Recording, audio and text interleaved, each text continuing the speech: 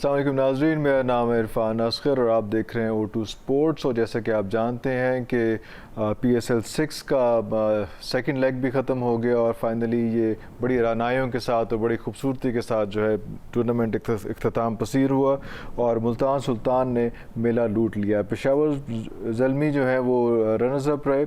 और अभी हमारे साथ इसी को डिसेक्ट करने के लिए जो है अरसलान शिराजी साहब हैं और अली मेहदी साहब हैं हमारे साथ, और हम आपको दोनों गेस्ट के पास लेके चलते हैं। अस्सलाम वालेकुम अरसलान भाई, ठीक ठाक हैं आप? जी मौला का करम फिटफाट। अली साहब आप कैसे हैं? मैं अल्लाह का शुक्र ठीक ठाक हैं, आप कैसे हैं? ठीक ठाक हैं? बिल्कुल ठीक ठाक, अल्लाह का शुक्र। आपने दोनों ने बड़ा साथ दिया जब हम PSL की ट्रांसमिशन कर रहे थे, गाए बगाए आपसे हम गाइडेंस भी लेते रहे और आपसे बहुत मज़े की बातें होती रहीं। लेकिन अब जब ये टूर्नामेंट ख़त्म हो गया है तो मैं चाहूँगा कि थोड़ा सा हम इसकी डायसेक्शन करें। और क्या आप मुझे बताएँगे, पहले अली मैं आपके पास आता हूँ, कि मुल्तान सुल्तान और पेशावर ज़ल्मी क्या यही बेस्ट टीमें थी इस बार की? नहीं बिल्कुल, अगर देखा जाए तो ये PSL जो 6 था बहुत मजेदार कंपटीशन था, क्योंकि ऑब्वियसली इसमें था बहुत कंपेटिटिव था। आई वुड से कि अगर देखा जाए तो द बेस्ट जो टीम थी वो इस्लामाबाद यूनाइटेड थी। इस्लामाबाद यूनाइटेड ने अपने पहले जो 10 मैचेस से 8 मैचेस जीते थे, और फिर उसके बाद ये है कि अनफॉर्चुनेटली उन्होंने बहुत अर्ली पीक कर दिया था। उसकी वजह से जब वो नॉकआउट फेज में आए थे तो पहले जो क्वालिफायर वो भी हार गए थे, फिर एलिमिनेटर हार गए थे, जिसकी वजह से देखें वही वाली बात है कि आप पीक अर्ली करते हैं तो फिर ऑब्वियसली आप नहीं जीत सकते।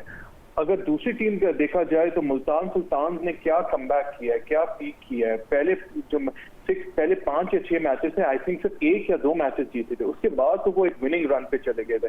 तो उन्होंने बहुत अच्छा वो किया था, कम्पीट किया था और कम्पिटिटिवली उन्होंने क्या कमबैक किया था। पेशावर का देखा जाए तो पेशावर ने भी बहुत अच्छा कमबैक किया था, अपने एलिमिनेटर भी जीते थे और फिर वो क्वालिफाई के बाद वो फिर फाइनल में पहुंचे थे। तो जी बिल्कुल ये 2 बेस्ट टीम थे आफ्टर इस्लामाबाद। और at the end of the day जो मुल्तान सुल्तान थे इतनी हॉट रन पे थे, इतने अच्छे पीक पे चल रहे थे, विनिंग रन पे चल रहे थे कि उनको बहुत मुश्किल हो गया था। तो बहुत अच्छा कंपटीशन रहा, बहुत इजी था, और ये 2 बेस्ट टीम्स थी और जो फाइनल में पहुंच चुकी थी और जिन्होंने कम्पीट किया था फाइनल में। शिराजी साहब आप क्या कहते हैं इस बारे में? देखें, इसमें बड़ी सिंपल सी बात है कि टॉप 3 अगर हम पॉइंट्स टेबल लीग के बाद देखें तो पहले नंबर पे इस्लामाबाद यूनाइटेड थी, दूसरे नंबर पे मुल्तान सुल्तान थी और तीसरे नंबर पे पेशावर ज़ल्मी थी। तो तीनों बेस्ट खेल रही थी और तीनों में से ही अगर 2 आई हैं तो मेरे ख्याल में ये PSL का एक ना तरीकाकार भी रहा है। 6 PSL हुई हैं, 3 PSL में ऐसा हुआ है कि लीग स्टेजेस पे जो team top of the table होती थी, यानी पॉइंट्स टेबल पे टॉप पे होती थी, उसने फाइनल के लिए क्वालिफाई नहीं किया। तो एक वो आप ये भी कह ले कि ये एक रवायत भी चला रही थी। बाकी ये दोनों टीमों ने बड़ा अच्छा खेला और जो बेस्ट खेलते देखे, अगर इस्लामाबाद यूनाइटेड इतनी ही अच्छी टीम होती तो मेरे ख्याल में वो टॉप ऑफ द टेबल तो अपनी जगह पे, तो फिर उसे 2 मौके मिले हैं। पहला उसे क्वालिफायर मिला, फिर सेकंड एलिमिनेटर मिला। तो अगर वो थोड़ा सा भी क्लिक कर सकती होती तो वो फाइनल में मौजूद होती। तो मेरे ख्याल में जो यानी ये आखिरी प्ले ऑफ के मैचेस थे उसमें मुल्तान सुल्तान और पेशावर ज़ल्मी ने बहुत अच्छा गेम का मुजाहरा किया, जिसके बाद वो दोनों मौजूद थी फाइनल के लिए। और फाइनल भी आपने देखा कि हाईएस्ट स्कोर बना फाइनल में जो मुल्तान सुल्तान ने किया। इससे पहले 200 नहीं हो सका था PSL के फाइनल में पिछले 5 सीजन में। तो मेरे ख्याल में यही दोनों टीमें डिजर्व करती थी। आप पेशावर ज़ल्मी को देखेंगे, पहला एलिमिनेटर वो जीते, फिर दूसरा एलिमिनेटर जीते। तो मेरे ख्याल में ये दोनों टीमें डिजर्व करती थी फाइनल, और दोनों फाइनल के अंदर मौजूद थी। और एट द एंड आपने देखा कि एक अच्छा टूर्नामेंट देखने को हमें मिला। वो तो ठीक है, लेकिन अगर हम इस्लामाबाद की बात करें, सबसे बात हो रही है इसी के हवाले से कि इस्लामाबाद बेहतरीन टीम थी और टॉप ऑफ द टेबल भी थी। और जिस तरह आपने बताया कि पहले भी जितने PSL हुए हैं उसमें top of the table team जो है, तो वो क्यों नहीं कर पाती? वो क्या, जिस तरह से अभी अली ने कहा कि वो पहले ही अपना मैक्सिमम खेल चुकी होती है। इस्लामाबाद ने इस बार रिकॉर्ड कायम किया कि 10 में से क्वालिफायर में से 8 मैचेस जीते और जो मेन मैचेस थे वो दोनों मैचेस हार लिए। अली पहले आप बताएंगे कि ये क्या मिथ मिथ है, मिथ तो ये टूटनी चाहिए, लेकिन इतनी अच्छी चलती हुई टीम, इतनी बेहतरीन अंदाज से उसका टेक ऑफ और अच्छी बॉलिंग और अच्छी बैटिंग और हर तरह से एक मॉडर्न टेक्निक से खेलने वाली टीम इस्लामाबाद जो है, वो एंड में आके इतनी बुरी तरह से एक बिल्कुल टिश्यू पेपर की तरह ख़त्म हो जाती है, क्योंकि दोनों आप जो है एलिमिनेटर भी है और दूसरा भी जो है क्वालिफायर, उसमें दोनों में वो खड़ी नहीं हुई टीम किसी के सामने। देखिए, इस्लामाबाद यूनाइटेड का अगर देखा जाए, बहुत अच्छा सवाल आपने किया कि इस्लामाबाद यूनाइटेड क्यों इतनी जल्दी हुआ क्या। यस यस यस, हाँ जी। हाँ, इस्लामाबाद यूनाइटेड में देखें, वो जिस तरह मैंने कहा था कि जिस तरह देखें चलती हुई गाड़ी होती है, उसमें अगर पेट्रोल डालते हैं तो ऑब्वियसली शुरुआत वो बहुत अच्छी करती है और बीच में भी अच्छी चलती है, लेकिन जब एक ऐसा वक्त आता है कि जब उनको जो अपोजिंग टीम थी, जिस तरह जो पेशावर थी और साथ में मुल्तान थी, उन्होंने उसके सारे वीकनेसेस देख लिए थे और स्ट्रेटेजिकली उनको हराया था। इस्लामाबाद यूनाइटेड में बिल्कुल पीक पहले कर चुके थे, उन्होंने पूरा अपने एग्जॉस्ट हो चुके थे। जब तक वो आ चुके थे, आई जस्ट फेल्ट के थोड़ा सा ओवर कॉन्फिडेंट थे। मैं एक्चुअली शादाब खान का एक इंटरव्यू देख रहा था जिसमें वो टीम को बता रहा था कि हम बहुत खुश हैं, हम फर्स्ट हैं, ये है, सब कुछ है, इंशाल्लाह हम फाइनल में पहुंचेंगे।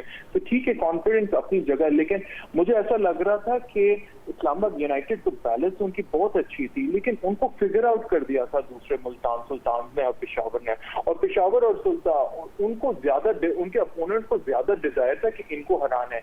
इनके वीकनेसेस को भी पता चल गया था, उस्मान ख्वाजा भी नहीं चल रहा था और साथ में कॉलिन मनरो, और उनकी बैटिंग थोड़ी सी कमजोर हो गई थी और उनके बॉलिंग को भी बहुत मारा था। तो आई जस्ट फील के जो उनके क्रैक्स थे वो आपके नॉकआउट राउंड में नजर आ चुके थे, जिसकी वजह से उनका पूरा फायदा उठाया था उनके अपोनेंट्स ने।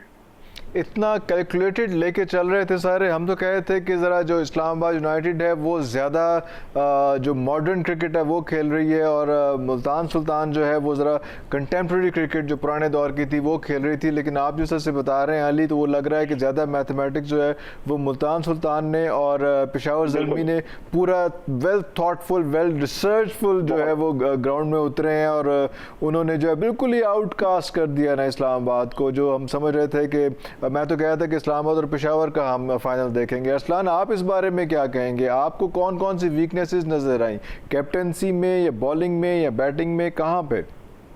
देखें, बड़ी सिंपल सी बात है कि जब आप क्रिकेट की बात करते हैं तो कोई भी अच्छा भी प्लेयर होता है ना, तो उसका एक फेलियर ड्यू होता है, और जब वो फेलियर उसकी इनिंग में आता है तो उसके बाद वो चीज़ों को सीखता है। तो मेरे ख्याल में इस्लामाबाद यूनाइटेड जिस तरह उसने पीक पकड़ी, तो उसने अपनी, जब आप जीत जाते हैं तो खामियों पे आप काम ही नहीं करते, आप कहते हैं कि बिल्कुल सेटअप जो बना हुआ है उसी के साथ हम आगे जाएंगे। तो मेरे ख्याल में जब वो नीचे तो हारे नहीं, तो उन्हें मौका ही नहीं मिला कि उन्हें अपनी खामियों पे काम करना पड़े। लेकिन जब वो पहले क्वालिफायर में हारे तो उस वक्त टाइम बिल्कुल खत्म हो चुका था कि वो अपनी खामियों पे काबू पाते, तो इसी तरह दूसरा एलिमिनेटर भी वो हार गए। तो मेरे ख्याल में अगर वो दरमियान में या स्टार्ट में कुछ 2-3 मैच हारते और उसके बाद वो उनके ड्राइंग बोर्ड पे बैठते और वो अपने खामियों के बारे में बात करते, तो मेरे ख्याल में वो ज्यादा बेटर होता और उनको ये जो सिलसिला था जीत का वो प्ले ऑफ से होता हुआ फाइनल तक पहुंच जाता। लेकिन मुझे जो उनकी हार की वजह नजर आ रही है वो सिर्फ ये एक ही वजह है कि उन्होंने अपनी खामियों पे इसलिए तवज्जो नहीं दी कि उन्होंने, जिस तरह आप खुद बता रहे हैं कि 8 मैचेस उन्होंने जीते हैं 10 में से, तो उन्हें मौका ही नहीं मिला कि वो अपनी खामियों पे काम करें। तो इसीलिए क्रिकेट में कहते हैं कि एक फेलियर ड्यू होता है, और जब फेलियर होता है तो उसके बाद काफी सारी चीजें सीखने को मिलती है। अली, लेकिन हम देखते हैं कि जब शादाब खान को एक मैच के लिए रेस्ट दिया था और उसकी जगह पे उस्मान ख्वाजा को जो है वो कैप्टनसी दी थी, तो वो मैच बहुत ही खूबसूरत और बहुत ही हसीन और बहुत ही आसान तरीके से, और वो एक अलग ही हमें टीम स्पिरिट नज़र आई। लगा ही नहीं कि वो एक कैप्टन जो पूरी की पूरी PSL में यहाँ तक लेके आया है उसको आपने बिठा दिया है, और उसकी जगह पे आपने ख्वाजा साहब को बिठा दिया है कैप्टनसी पे, और इतनी टीम वर्क, इतने अच्छे तरीके से, इतना प्रॉपर फिनिशिंग के साथ वो मैच खेला। तो क्या ऐसा नहीं मुमकिन था कि उस बंदे को जो ना बॉलिंग सही कर पा रहा है, ना बैटिंग सही कर पा रहा है, ना कैप्टनसी सही कर पा रहा है, तो फिर उसको मेन मैचेस में बिठा दिया जाता? अली, देखें, ये जो मुश्किल काम था वैसे, ये तो एक मैं इस पे ये कहूंगा, मैं तो पहले दिन से कह रहा हूँ कि जो शादाब खान है उसको कैप्टन नहीं होना चाहिए इस्लामाबाद यूनाइटेड की, इसलिए क्योंकि वो मुझे नेचुरली कैप्टन नहीं नजर आता। इस पे काफी लोगों ने दी थी कि नहीं और उसको मौका देना चाहिए, वो बहुत अच्छा खेल है, लेकिन मेरा नहीं ख्याल है। मेरे ख्याल से तो कि जैसे शादाब खान में खुद इतनी कॉन्फिडेंस नहीं है, वो आ रहे अपनी ऑर्डर आ रहे, लेकिन इस तरह रन बना रहे, इसकी बॉलिंग पे भी काफी मतलब वो सही रिदम के साथ बॉलिंग नहीं कर रहा, उससे सही विकेट भी नहीं ले रहा और कॉन्फिडेंस नहीं है। उसकी टीम बहुत अच्छी है, लेकिन वो टीम की वजह से वो आगे बढ़ रहा था। तो देखिए जब मैच हुआ था जिसपे पेशावर के खिलाफ उन्होंने 240 बनाए थे, 247 बनाए थे, उस मैच में दे देना चाहिए था, उसमें सोचना चाहिए था कि देखो उस्मान ख्वाजा ने बहुत जबरदस्त कैप्टनसी की है, 100 में मारा था, उसको मौका दे देना चाहिए था। अगर वो कैप्टन होता तो शायद आई थिंक स्ट्रेटेजिकली ये डिफरेंट होता और ज्यादा मोमेंटम के साथ वो अपने नॉकआउट मैचेस में से कोई ना कोई मैच जीत जाते। लेकिन आई जस्ट फील कि ये जो कैप्टनसी वाला हिसाब है ये एक्चुअली इस्लामाबाद यूनाइटेड को क्रंच मैचेस में से काफी हर्ट किया है।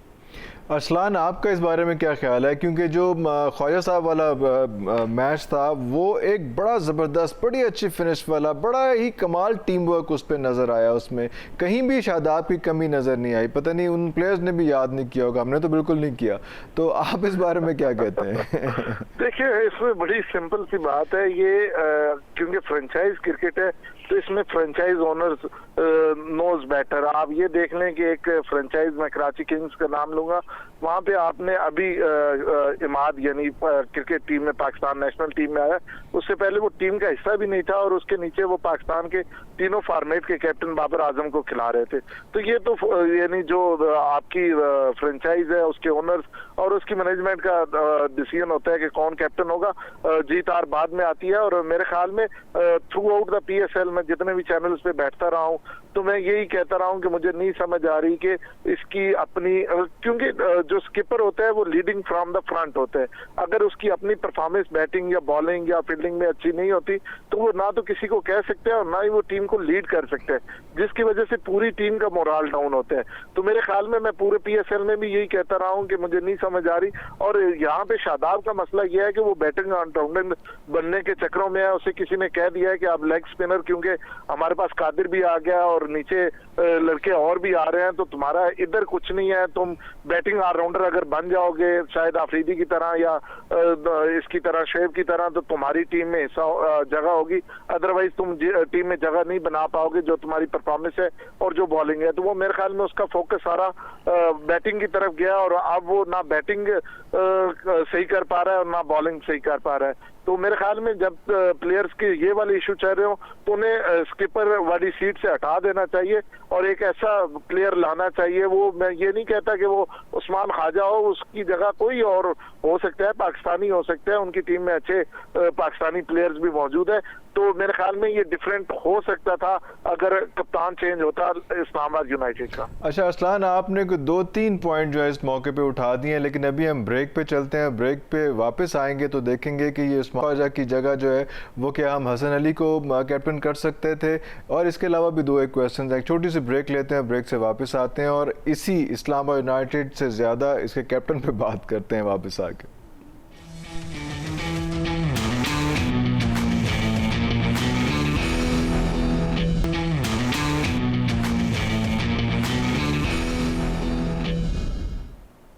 जी welcome back after the break. हमारे पास अरसलान शराई साहब भी हैं और अली मेहदी साहब भी हैं। बड़ी इंटरेस्टिंग डिस्कशन चल रही थी PSL 6 के हवाले से, और जो दोनों टीमें जो जीती हैं उनको छोड़ के हम इस्लामाबाद के बारे में बात कर रहे हैं, क्योंकि ये वो टीम है जो हमारे साथ बड़े अच्छे तरीके से चली और बड़ा हम सोच रहे थे कि ये फाइनल में आएगी या सेमीफाइनल में आएगी और अच्छा मैच देखने को मिला। लेकिन ये टीम जो है वो सारे मैचेस बहुत ज़्यादा अच्छी तरह से जीतने के बाद एंड में कोलैप्स कर गई और हमें लग रहा है कि कैप्टनसी का थोड़ा सा एरर है। शराई साहब, आपने अभी मुझे बताया कि जी ये सर्वाइवल की जंग है थोड़ी सी इस कैप्टन के हवाले से, लेकिन मैं तो ये देख रहा हूँ कि ये वाइस कैप्टन है भाई हमारी नेशनल टीम का, तो ये सर्वाइवल की जंग तो ना हुई। आप अभी कह रहे थे ब्रेक से पहले कि यार हो सकता बैटिंग भी अच्छी कर ले, बॉलिंग भी अच्छी कर ले तो शायद शादाब का जो है वो टीम में हिस्सा बन जाए। अरे भाई वो तो वाइस कैप्टन कैसे बन गया जो सर्वाइवल की जंग लड़ रहा है? अरसलान, देखिए मैं आपको पहले भी आपकी शो में ये बात कर चुका हूँ और कई बार दूसरे चैनल से भी कर चुका हूँ कि पाकिस्तान में जिस प्लेयर को कैप्टन या वाइस कैप्टन बनाया जाता है उसकी बेसिकली टीम में जगह नहीं होती है एक बाबर को छोड़ के, और जैसे ही उसे कैप्टन या वाइस कैप्टन की सीट से हटाया जाता है तो सीधा घर भेजा जाता है, फिर टीम में कभी नहीं रुका। आप बेशक पीछे जितनी मिसालें आपने लेनी है ले ले, एक बाबर को छोड़ के मेरे ख्याल में यही वजह है कि उसकी जो लॉबी थी उसे पता था कि ये अभी सरवाइव नहीं कर पाएगा, तो उसे एक ऐसा ओहदा दिया गया कि उसको निकालते हुए भी टाइम लगे। मेरे ख्याल में जब पूरी तरह कादर इन हो जाएगा तो उसके बाद इसको एज ए लेग स्पिनर आपको खिलाना मुश्किल हो जाएगा, इसीलिए उसको ये दिया गया है। बाकी आप मेरे से बेहतर जानते हैं, आज भी पीसीबी ने उन्हीं का इंटरव्यू जारी किया शादाब खान का पाकिस्तान टूर टू इंग्लैंड के हवाले से वहां से, और वो ये कह रहे थे कि जब बारिश होती है तो स्विंग आ जाती है, जब धूप होती है तो वो इस तरह हो जाता है, और मेरा फोकस अब पूरी तरह बॉलिंग पे होगा। तो इससे पता चलता है कि उनका पहले फोकस बॉलिंग की तरफ नहीं था, उनका बैटिंग की तरफ था, और अब उन्हें कहा गया है कि नहीं आप अपनी बॉलिंग की तरफ फोकस करें। अली, आप क्या कहते हैं इस बारे में? जो शादाब खान है उसको अपना जो माइंडसेट है वो ठीक करना पड़ेगा। उसका काफी स्क्रैम्बल माइंडसेट है, क्योंकि उसने जब से बैटिंग की तरफ अपना फोकस किया उसकी बॉलिंग में सफर किया। बल्कि अगर देखा जाए 2018 से तो उसका जो ट्रैजेक्टरी है काफी नीचे की तरफ जा रही है। उसकी बॉलिंग में उसकी वो वैरायटी नहीं रही, कंट्रोल नहीं रहा, रिदम नहीं रहा, और उसकी वजह से उसको कॉन्फिडेंस काफी ब्रेक हुई है। साथ में उसने बैटिंग की तरफ की जिसकी वजह से और भी बॉलिंग उसको नुकसान पहुंचा है। तो अभी जो है पता चल रहा है कि उसकी फोकस पहले बिल्कुल ही मतलब ना बैटिंग की तरफ थी या बॉलिंग की तरफ, तो काफी कंफ्यूज है। अब वो ठीक है, इंग्लैंड आ चुके, नायब कप्तान है, उसको अब वो ये कोशिश करेगा कि अपने बॉलिंग को थोड़ा सा करे, उसको स्ट्रॉन्ग करे। क्योंकि देखिए ये जो वनडे सीरीज और टी, उसके पास ये एडवांटेज है कि एक तरह से जो उस्मान कादिर है, उस्मान कादिर ने अभी कोई भी आपका मुल्तान के विनिंग रन में कोई कंट्रीब्यूशन नहीं की, सेकंड लेग में बिल्कुल नहीं किया। तो एक तरह से आप ये कह सकते हैं कि इवन स्टीवंस है दोनों के लिए, उस्मान कादिर के लिए और शादाब क्योंकि नायब कप्तान है उसके पास थोड़ा सा अब एडवांटेज होगा, लेकिन उसको फायदा उठाना पड़ेगा। क्योंकि अब इंग्लैंड में बात यह है कि अगर आपने नहीं परफॉर्म किया उन विकेटों पे तो आपको काफी मार पिट सकती है, छोटी सी ग्राउंड है उनके। तो शादाब खान को अपनी बॉलिंग में काफी मेहनत करनी पड़ेगी, अपनी वैरायटी वापस लानी पड़ेगी, वरना ये जो टूर है उसके लिए काफी महंगी साबित हो सकती है। अच्छा, ये हसन अली थोड़े से खोए से लगे इस पूरे टूर्नामेंट में, बहुत ज़्यादा अचीवमेंट नहीं है, बॉलिंग तो बड़ी अच्छी कराई, लेकिन उस तरह से जिस तरह से अभी भी जिस तरह से वहाब रियाज निखर के सामने आए, पहले तो ये मुल्तान सुल्तान के साथ ये इनके साथ पेशावर के साथ ही खेलते थे, लेकिन इस बार ये इस्लामाबाद से खेल रहे थे हसन अली, लेकिन वो जितना निखर के वहाब रियाज आए, जब हसन अली और वहाब रियाज एक टीम में थे तो हसन अली भी बहुत ग्लोरीफाइड नज़र आता था। तो अभी हसन अली भी इस्लामाबाद में थोड़ा सा अंडरमाइंड थे, ये क्या वजह हुई?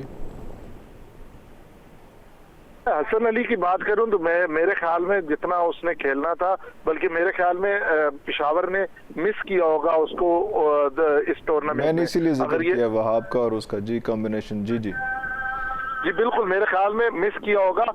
अगर मैं यहाँ पे बात करूं तो एक मैच में आपने देखा कि इस्लामाबाद बिल्कुल हार रहा था जब 16 बॉलों पे 45 स्कोर किए थे हसन अली ने, और एक टाइम लग रहा था कि 110 पे हाल हो जाएगी और वही टीम 170 कर गई।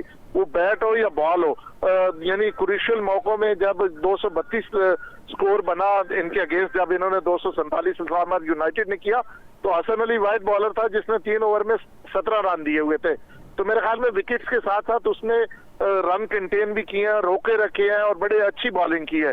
तो मेरे ख्याल में जो उसकी वो चल रही थी परफॉर्मेंस और जो उसका पुराना रूटीन चल रहा था उसके मुताबिक तो मेरे ख्याल में बड़ा अच्छा रहा है हसन अली। और इन फ्यूचर मैं तो देख रहा हूँ कि पाकिस्तान क्रिकेट टीम में भी हसन अली की अगर ये परफॉर्मेंस रहती है तो पाकिस्तान क्रिकेट टीम के लिए बड़ा बेहतर होगा।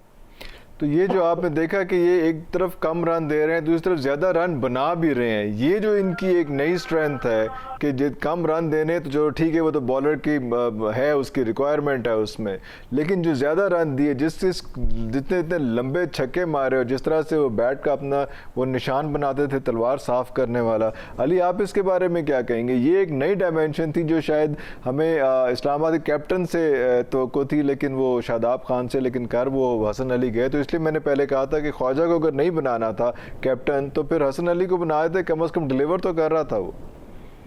देखिए हसन अली जो है एक्चुअली फर्स्ट टाइम एक्चुअली खेल रहा था इस्लामाबाद यूनाइटेड के लिए।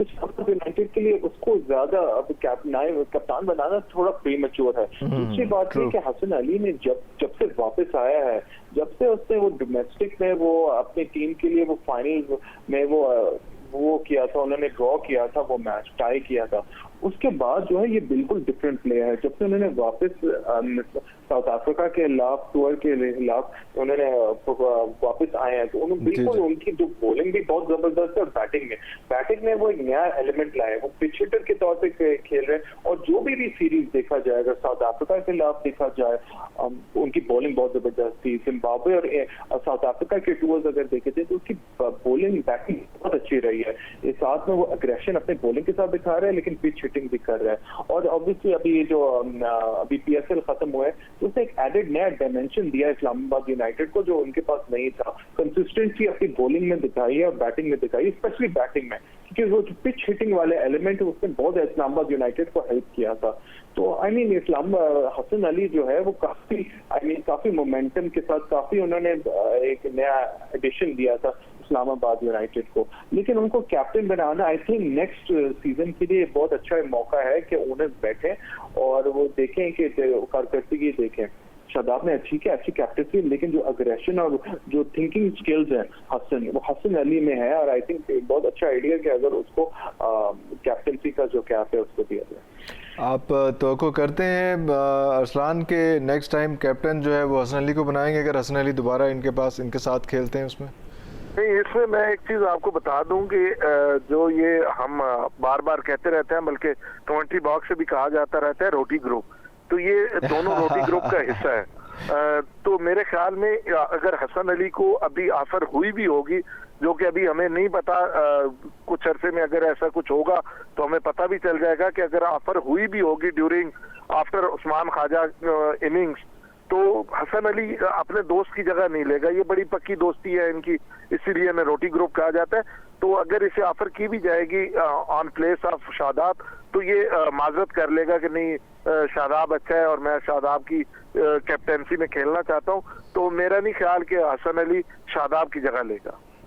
तो ये क्या अंडर प्रेशर है? खैर ये तो बात बाद में करेंगे। मैं इस्लामाबाद के बारे में बहुत बात कर ली, क्योंकि हम तीनों का कंसेंसस था कि बेस्ट टीम इस बार की जो थी पीएसएल की वो इस्लामाबाद थी, और हमने डिस्कस किया कि वो क्या वजूहात हो सकती हैं कि वो फाइनल में नहीं आई, सेमीफाइनल तक भी नहीं पहुंची उसमें।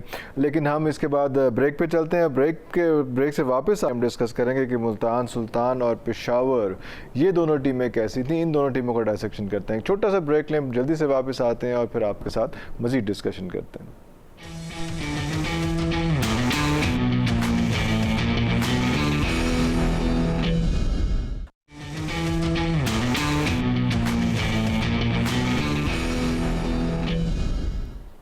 Welcome back after the break. और हमारे साथ अभी असलान शराई साहब भी हैं और अली मेहदी साहब भी हैं। बहुत शुक्रिया इनका, ये जब हम इनको बुलाते हैं ये हमें टाइम दे देते हैं और बड़ी मज़े की बड़ी अच्छी बातें हमारे साथ करते हैं। इस्लामाबाद का हमने डायसेक्शन किया, क्या मसाइल थे, क्या चीज़ें थी। लेकिन अभी हम चलते हैं मुल्तान सुल्तान पे क्या चल रहा है। मैं अगले पहले रिजवान पे चल रहे हैं कि रिजवान जो है वो किसी के काबू नहीं आ रहे। वो जैसे कार्टून्स में क्या होता है, वो समबडी स्टॉप मी, वो सिचुएशन चल रही है। अली क्या कहेंगे रिजवान के बारे में? मुल्तान तो बाद में आती है। देखिए, अगर कोई ये टूर्नामेंट अगर किसी की वजह से जीता जाए तो डेफिनेटली रिजवान की वजह से। रिजवान ने जो कैप्टनसी लीडरशिप स्किल्स दिखाई है, वो एक ऐसी स्किल्स है जो हम कभी हमें नजर नहीं आए थे। और उन्होंने जो मुल्तान सुल्तान की जो ओनरशिप है, उन्होंने क्या रिस्क लिया था कि साथ में एक तो एक्वायर भी किया, तो उसको कैप्टनसी भी दी थी। और वो जो स्किल्स दिखा रहे थे, वो फॉर्म जो बैटिंग में दिखा रहे थे, कीपिंग में दिखा रहे थे, उससे ट्रांसफॉर्म कर लिया ये मुल्तान सुल्तान की टीम को। मुल्तान सुल्तान तो लास्ट टाइम या तो नॉकआउट राउंड में आ गए थे, फर्स्ट टाइम आ गए थे, लेकिन इस दफा तो अनस्टॉपेबल फोर्स, स्पेशली जो अबू धाबी ले गए, दिखाई है रिजवान ने एक तो रिस्क क्या लिया था कि एक तो अपनी बैटिंग को भी स्ट्रॉन्ग कर लिया था, खुद परफॉर्म कर। देखिए इसमें अगर रिजवान को और साथ में एंडी क्लार्क को क्रेडिट देना, उसने अबू धाबी लेग में 2 चेंजेस की थी जिससे पता चल गया था कि थिंक टैंक मुल्तान सुल्तान की बहुत स्ट्रॉन्ग है और रिजवान की। एक तो शान मसूद को वापस लाए थे, शान जो मेरे ख्याल से शान मसूद ने टॉप बहुत कॉम्बिनेशन थी उसके साथ रिजवान के साथ, बहुत अच्छी केमिस्ट्री। और दूसरा हालांकि बड़ी सॉरी बात करूं, बड़ी ऑड सिचुएशन थी कि शान मसूद को हटा के रिजवान को कैप्टन रखा था। बिल्कुल ये बात है, लेकिन हाँ, लेकिन फिर भी कितना अच्छा कॉम्बो बना उन दोनों का, बहुत अच्छा कॉम्बिनेशन था। और फिर शान मसूद ने सपोर्ट किया था, और क्या बैटिंग की है, तो शान मसूद ने बहुत कंसिस्टेंसी और एक ऐसा हमने कभी पहले नहीं देखा था। और दूसरा क्या किया था कि उसने गैम्बल किया था कि उस्मान कादिर को नहीं खिलाया था, अपने कुछ एक्विजिशन जो मेहरबानी जो किया था उसको लिया था, और साथ में जो ये दूसरे थे, एक तो सबसे बड़ी बात इमरान ताहिर को खिलाया था, इमरान ताहिर को 21 स्पिनर बताए, धहानी को खिलाया था, साथ इमरान खान ने क्या बॉलिंग की है। तो अभी ऐसी यूनिट बना दी थी जिसमें मोहम्मद रिजवान का की फैक्टर था, वो कैटलिस्ट थे जिसकी वजह से उन्होंने टाइटल तक स्टॉर्म किया था। तो ये all because of think tank की तरफ से और रिजवान की लीडरशिप स्किल्स की वजह से, जिसकी वजह से मुल्तान सुल्तान को हराना बहुत मुश्किल हो गया था। हालांकि बहुत ज़्यादा अच्छे बड़े प्लेयर्स नहीं थे इस टीम में, ये तो बड़ा जैसे आपने कहा कि बड़ा गैम्बल किया था इनकी टीम मेंबर्स ने, मैनेजमेंट ने बड़े अच्छे तरीके से लेके चले उसको। अच्छा अरसलान, आप इस बारे में क्या कहते हैं, रिजवान के बारे में और उसके बाद फिर मुल्तान सुल्तान के बारे में? देखिए, रिजवान की अगर बात की जाए तो वो इस वक्त प्राइम फॉर्म में है, वाइड प्लेयर है जिसने 2021 में 1000 रन किए T20 में। इस वक्त तो वो कोहली और बाबर आजम से भी अगर रन स्कोरिंग की हवाले से देखा जाए 2021 T20 में तो वो ऊपर है। तो मेरे ख्याल में अगर मैं रिजवान की ओवरऑल बात करता हूँ तो मैं ये कहूँगा कि कंप्लीट पैकेज है हमारे पास, जिसकी हमें मिसिंग थी नेशनल टीम में भी। और नीचे अगर मैं बात करूं तो डोमेस्टिक सीजन की, क्योंकि ये हमारी जो सुपर लीग है ये एक डोमेस्टिक सीजन है, डोमेस्टिक टूर्नामेंट है हमारा, तो डोमेस्टिक टूर्नामेंट में केपी को ये जितवा चुके हैं अपनी कैप्टनी में T20 कप, और इसी तरह ये नीचे भी बड़ा अच्छा परफॉर्म करते हैं। अब अगर मैं ओवरऑल मुल्तान सुल्तान की बात करूं तो उनके पास आप ये देखेंगे second highest scorer, third highest scorer ये उनके थे, टॉप विकेट टेकर उनका था, विकेट कीपर बेस्ट उनका था। तो कोई चीज ऐसी नहीं थी कि वो चैंपियन ना होते, हर चीज जो परफेक्ट कॉम्बिनेशन होना चाहिए था वो उनके पास था, बॉलर उनके पास थे, बैट्समैन उनके पास थे। आप कोई यानी ये कहें कि अगर अच्छा स्पिनर, लेग स्पिनर या स्पिनर था तो वो उनके पास था। आप वो देखेंगे एक ओवर में 3 विकेटें लेके उसने पूरे मैच का पासा ही पलट दिया। इमरान ताहिर की बात कर रहा हूँ। तो मेरे ख्याल में जो एक बेस्ट कॉम्बिनेशन था वो मुल्तान सुल्तान के पास था और उसने पूरी तरह परफॉर्म भी किया। अगर मैं शोएब मकसूद की यहाँ पे बात ना करूं तो ज्यादती होगी कि वो थर्ड हाईएस्ट स्कोरर भी था, और उसके साथ ये वाहिद आप अगर फर्स्ट और सेकंड को देखें बाबर और रिजवान को तो वो आपको छक्कों की फहरिस्त में कहीं नजर नहीं आते, लेकिन ये थर्ड हाईएस्ट स्कोरर है, लेकिन छक्कों की फहरिस्त में ये आपको टॉप 3 में मिलता है। तो मेरे ख्याल में इतना बेस्ट कॉम्बिनेशन और किसी टीम के पास नहीं था, और ये डिजर्व करते थे चैंपियन होना, और ये चैंपियन बने। कॉम्बिनेशन बन गया था या कॉम्बिनेशन लेके ये उतरे थे अली, इस $1 मिलियन क्वेश्चन उसमें, क्योंकि ये जब सारे हैं, ये सारे जो I am sorry to use the word but सारे अंडरडॉग्स थे, ये इस तरह के लोग सारे, ये शान मसूद की बात करते हैं या बाकियों की बात करते हैं, तो ये कोई इतनी अच्छी इनकी रैंकिंग नहीं है अदरवाइज पाकिस्तान में उसमें।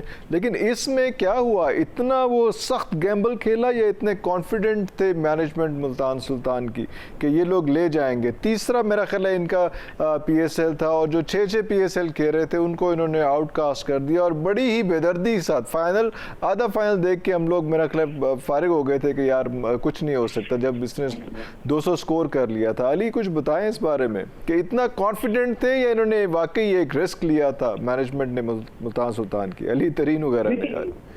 मुल्तान सुल्तान का अगर क्रेडिट दिया जाए तो सबसे ज्यादा क्रेडिट हमें एंडी क्लार्क को देते हैं। एंडी क्लार्क देखें सीजन ठीक ठाक है, सीजन मतलब कोच है, वो कितने अरसे से उन्होंने इंग्लैंड को भी T20 जितवाया, साथ में उन्होंने उनको एशेज भी जितवाया। जितना एक्सपीरियंस एंडी फ्लावर के पास है, मेरे ख्याल से इस वक्त किसी कोच के पास नहीं है। तो उसने जो किया था सारे पावर्स जो थे एंडी फ्लावर को दिया गया था, और एंडी फ्लावर ने एक्चुअली ये टीम बिल्ड किया है, और उसके लीडरशिप में आपने उसने सारे डिसीजन लिए थे एज ए टीम। तो ठीक है, देखें 3 साल में चाहिए, इनका चौथा सीजन था, 2018 फर्स्ट थी और नई मैनेजमेंट के बाद ये तीसरी थी, और इन्होंने जितने स्टेप्स लिए थे ये तीसरे सीजन में, मतलब इनको क्रेडिट बहुत देना चाहिए, इनको क्रेडिट काफी देना चाहिए, क्योंकि ये बहुत बहुत बड़ी बात है इसकी।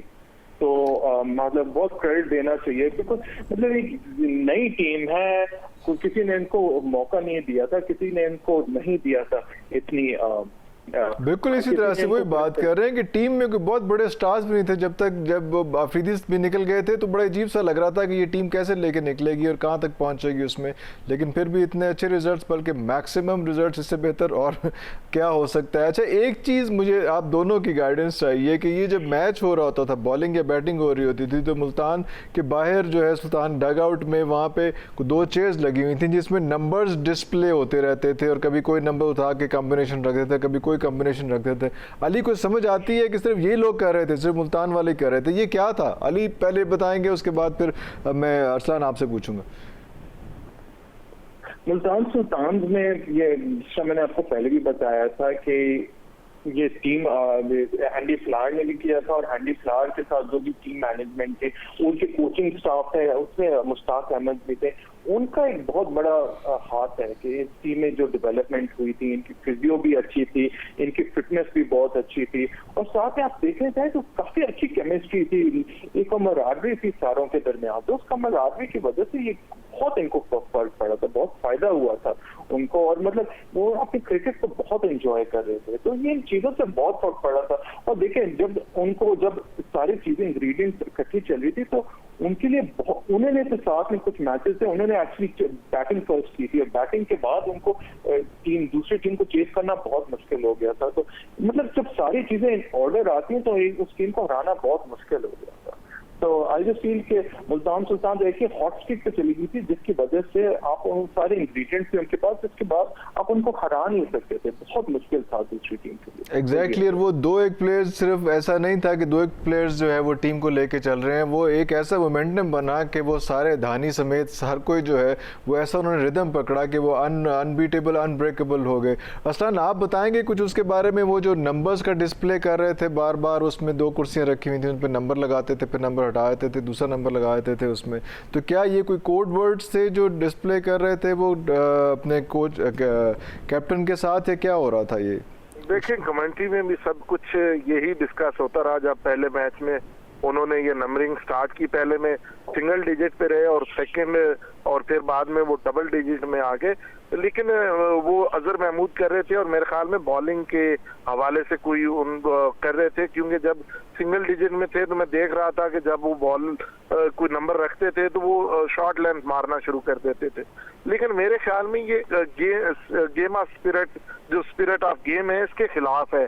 आप देखें कि इससे पहले, जब मैं कोई ये PSL पे कोई इल्जाम लगाना नहीं चाह रहा, लेकिन जब ये पहले स्पॉट फिक्सिंग की बात आई तो उसमें हम चीजें देखते थे कि फलां ने ये इशारा किया तो नो बॉल हो गई, फलां ने इशारा किया तो उस पर विकेट हो गई या वाइड हो गई, ये इस तरह चलता रहता है। तो मेरे ख्याल में ये तो अपनी स्ट्रेटजी के साथ जा रहे थे, तो जो PCB और PSL मैनेजमेंट थी उन्हें भी चाहिए था कि पहले मैच के बाद इन्हें रोक देते, क्योंकि नो डाउट ये अपनी वो जो यानी पैगाम था, जो मैसेज था, वो देना चाह रहे थे अपनी टीम को विदाउट यानी ग्राउंड में घुसे, लेकिन वो स्पिरिट के खिलाफ है। यानी वो पहले उस पर काफी चीजें इस तरह की आ चुकी हैं, तो मेरे ख्याल में ये इस तरह नहीं होना चाहिए था, और आइंदा जो सीजन है उनमें इस चीज पे इन्हें कंट्रोल करना चाहिए कि जो चीजों को कंट्रोवर्शियल बना सकते हैं ऐसी कोई भी चीज ना हो।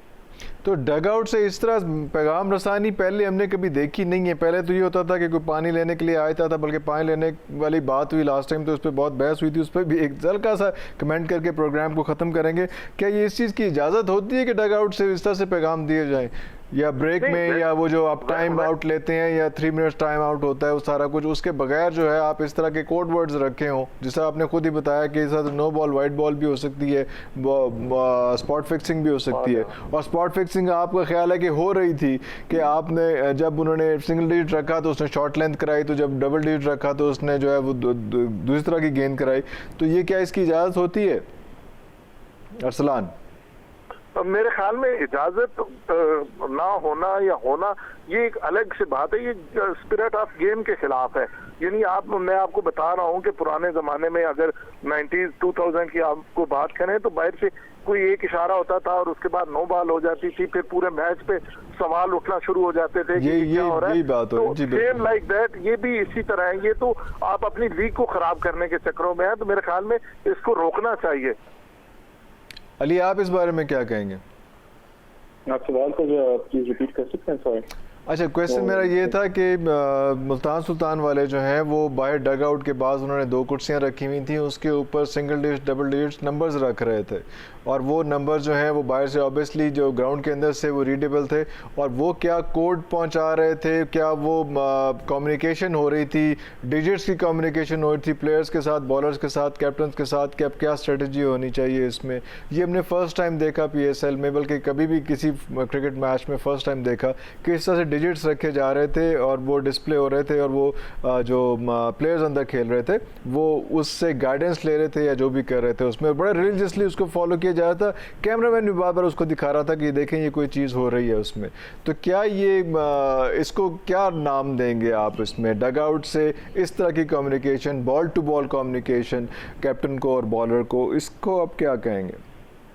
नहीं, ये तो होना नहीं चाहिए। नहीं होना चाहिए, वही ना। हाँ, बिल्कुल नहीं होना चाहिए, बिल्कुल नहीं होना चाहिए। It's against the spirit of the game. जो नेचुरल, जो नॉर्मल खेला जाता है, स्ट्रेटेजिक, आपको जिस तरह देखिए कोई भी स्पोर्ट्स होते हैं आप इंटरफेयर नहीं कर सकते, कोचिंग नहीं होती मैच के दौरान, मैच के दौरान खास तौर पे। बिल्कुल, बिल्कुल। अगर कोई 12th मैन आता है अंदर, ऑब्वियसली कम्युनिकेशन हो सकती है, but not during the game, not live आप मैच नहीं हो सकते। तो इस पे आई थिंक इनको PCB को देखना चाहिए कि एग्जैक्टली ये क्या चीज थी, क्योंकि मुझे तो एक्चुअली इस चीज की समझ नहीं आई थी, और ये मिस्टीरियस सी चीज थी जिसको ज्यादा इन्वेस्टिगेट करना चाहिए। क्योंकि देखिए अगर एंटी करप्शन यूनिट ने भी ऐसी चीज देख लिया तो फिर ये काफी सीरियस चीज हो सकती है। अब शुक्र है कि इस पे कोई बात देखी नहीं गई थी, लेकिन इस पे बात में बनाई नहीं गई थी, लेकिन ये है कि इन फ्यूचर इसका थोड़ा इसको ज्यादा ख्याल करना चाहिए कि मुल्तान सुल्तान अगर जो भी है, अगर लेजिटिमेट किया गया है तो ठीक है, लेकिन इलेजिटिमेट इनको ख्याल करना चाहिए कि इस तरह की इनको चीजें नहीं करनी चाहिए। ये आगे मुश्किल खड़ी कर सकता है मेरे ख्याल नेक्स्ट टाइम के लिए। वैसे तो उस वक्त पहले मैच के बाद ही इस पे ऑब्जेक्शन आ जानी चाहिए थी, या रिसेंटली इनको मना कर देना चाहिए था, क्योंकि थोड़ा सा हम लोग इस पर सेंसिटिव हुए थे कि कोविड के बाद हम लोग कराची से, लाहौर से जो है वो अबू धाबी लेके गए हुए थे, साथ पड़ोसी मुल्क का भी जो है वो लीग ख़त्म हुई थी कोविड की वजह से उसमें। तो कोई ऐसी कॉन्ट्रोवर्सी मेरा ख्याल हम लोग अफोर्ड भी नहीं कर रहे थे, शायद इस वजह से थोड़ा सा इसमें लीनियंट हुए हों, जिस लीनियंट होने की वजह से उसने ज़ल्मी ने अपने 2 प्लेयर्स भी खोए, वो नुकसान भी हुआ। खैर वो हम बाद में किसी वक्त कर लेंगे, लेकिन आप भी यही कह रहे हैं कि PCB को एक्शन लेना चाहिए इस बारे में। अभी तक इसके बारे में कोई ऐसी खबर, कोई एक बात, कोई चीज़ सामने नहीं आई है। जैसे आपने अभी कहा कि वो जो आते थे पानी लेने के लिए लोग और आके वो मैसेज देते थे, हम भी छोटे छोटे होते देखते थे, जब भी कोई प्लेयर आता था पानी लेके तो हम कहते थे कि यार ये जो बंदा आया ना, इसने कोई ना कोई पैगाम लेके आया होगा उसमें। तो वो बिल्कुल होता है जब आपके पास टाइम आउट भी है, सारा कुछ है, आप 3 मिनट्स का टाइम आउट भी ले सकते हैं, सारा कुछ। ये पानी लेने वाला इशू जो है, ये सरफराज पे बहुत बड़ा इल्ज़ाम लगा कि यार सरफराज क्यों इस एज में कैप्टन होने के बाद पानी लेके जो है वो अंदर आया। तो मैंने एक मासूमाना सी बात की थी इसी टूर्नामेंट के दौरान कि शायद वो कोई मैसेज लेके, या क्योंकि सरफराज जब अंदर होता था ग्राउंड के तो बहुत ज़्यादा वो एक्टिव और बहुत हेल्दी एक्टिविटीज़ होती थी उसकी, बहुत इंटरेक्टिव होता था बाकियों के साथ। साल।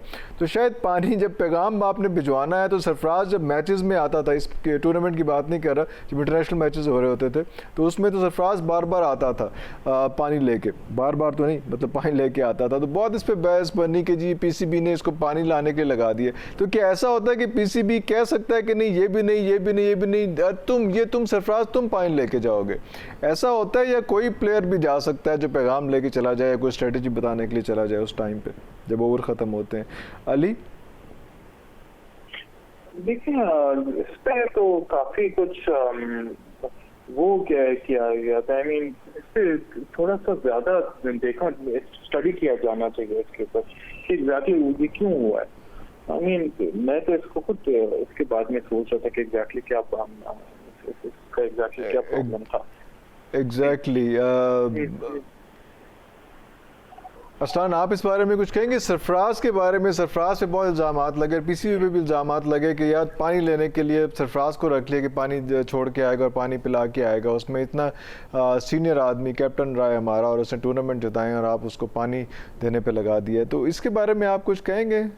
बेंच स्ट्रेंथ होती है, बेंच स्ट्रेंथ में कुछ चीजें चली होती हैं और वहां पे डिसीजन दिया जाता है। इसमें पीसीबी का डिसीजन नहीं होता ना, ये आपकी जी आपकी मैनेजमेंट बैठी होती है, वो बात कर रही होती है और कोई भी 12th मैन जो भी वहां पे अवेलेबल होता है वो लेके चला जाता है। लेकिन आपने बड़ा खूबसूरत इसका एंगल निकाला कि जो एक स्टैंडिंग कैप्टन होता है वो अच्छे तरीके से कम्युनिकेट कर सकता है। एक जो यंगस्टर होगा वो पैगाम इस तरह कम्युनिकेट नहीं कर सकेगा जिस तरह स्टैंडिंग कैप्टन कर सकता है।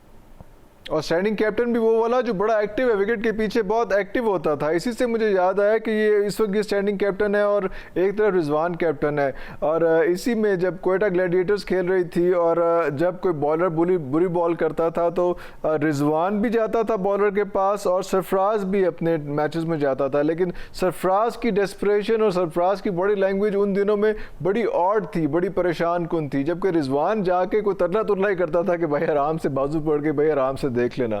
तो हरकत दोनों यही कर रहे थे, ग्लैडिएटर्स भी यही कर रहे थे, मुल्तान सुल्तान भी यही कर रहे थे कि जब चौके छक्के पड़ते थे तो बॉलर के पास जाते थे वो अपने पास।